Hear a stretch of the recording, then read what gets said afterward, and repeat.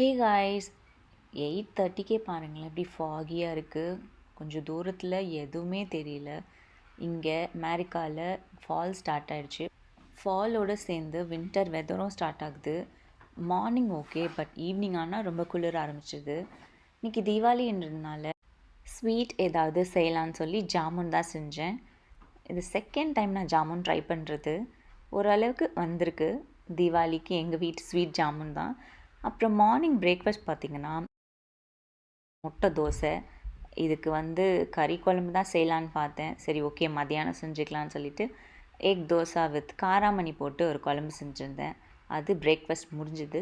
லன்ச்சுக்கு பார்த்திங்கன்னா சீரக சம்பா மட்டன் பிரியாணி, அப்புறம் சிக்கன் 65லாம் செஞ்சேன். ஆஸ் யூஷுவல் ரைத்தான் முட்டை செஞ்சு தீபாவளியோட லன்ச் நல்லபடியாக முடிஞ்சுது. உங்கள் வீட்லேயும் நீங்கள் தீபாவளி சேஃபாக கொண்டாடி இருப்பீங்கன்னு நான் நம்புகிறேன். Happy Deepavali guys.